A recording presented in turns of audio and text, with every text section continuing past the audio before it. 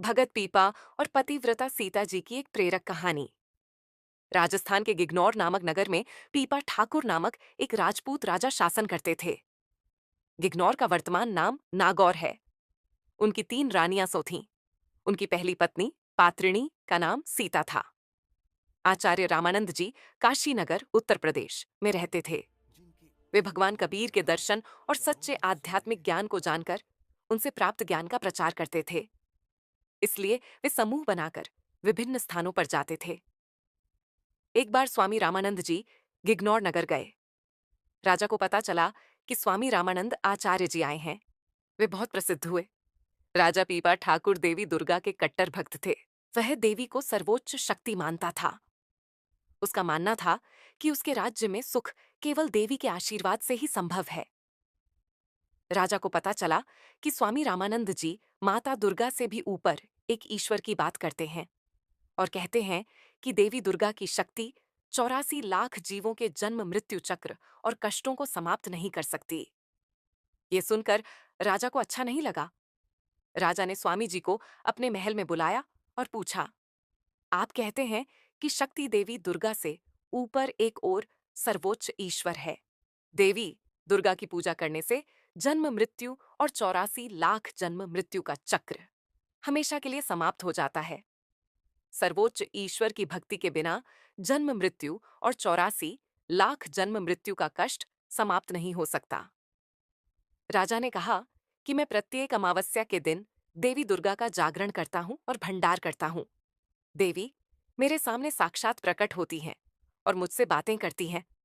स्वामी रामानंद जी ने कहा कि आपको यह बात स्वयं देवी से ही स्पष्ट हो जाती है। हम 6 महीने बाद फिर यहाँ आएंगे, तब आपसे मिलेंगे। स्वामी जी चले गए। अगली अमावस्या को राजा ने जागरण का आयोजन किया और देवी दुर्गा ने उन्हें दर्शन दिए। राजा ने पूछा, हे माता, आप मेरे जन्म मृत्यु के कष्टों और 84 लाख जन्मों में भटकने का अंत कर दीजिए।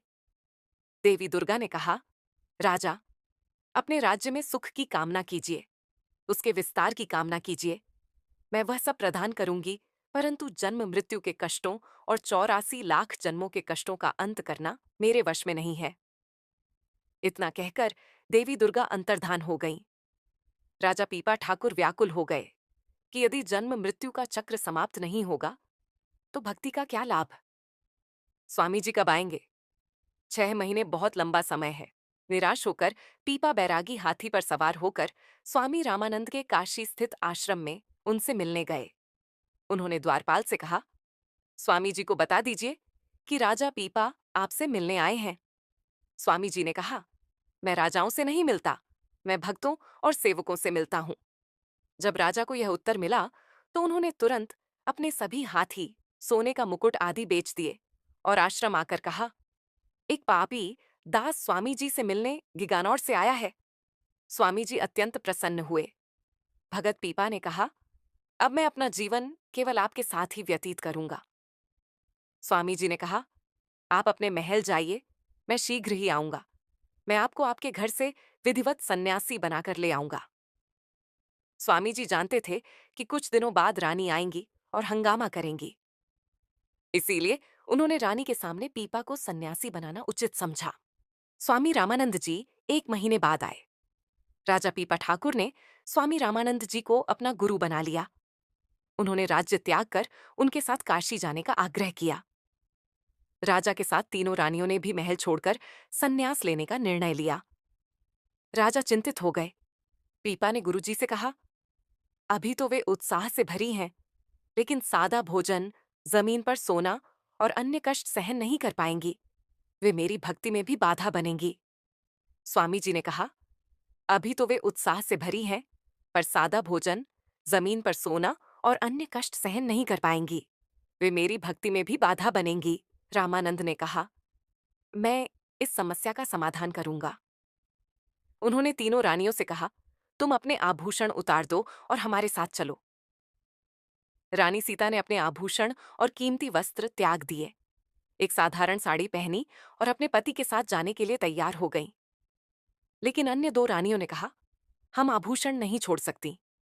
तब राजा ने कहा, गुरुजी, सीता भी बाधा बन जाएंगी। स्वामी जी ने कहा, सीता, तुम्हें नग्न होना पड़ेगा, तभी तुम हमारे साथ आ सकती हो। सीता ने कहा, स्वामी जी, मैं अभी अपने वस्त्र उतारती हूँ। मैं भगवान को प्राप्त करना चाहती हूँ। मुझे और कुछ नहीं चाहिए। यह कहते हुए उन्होंने अपने वस्त्रों के बटन खोलना शुरू कर दिया। स्वामी जी ने कहा, सीता रुको, यह तुम्हारी परीक्षा थी और तुम सफल हो गई हो। ऐसे दृढ़ भक्तों के विषय में सूक्ष्म वेद में कहा गया है, लोक लाज, मर्यादा जगत की तिरण, जो तोड़े बगावे, जब कोई राम भगत गत पावे। अर्थ, केवल दृढ़ निश्चयी भगत ही ईश्वर को प्राप्त करते हैं।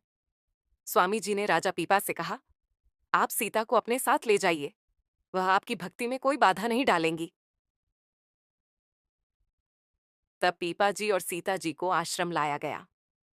दोनों ने काशी में रहकर भक्ति की और उसके बाद सादा जीवन व्यतीत किया। ऐसे ही सच्ची घटना और कथा को देखने के लिए अभी चैनल को सब्सक्राइब और शेयर करें। राम राम जी, सत साहेब।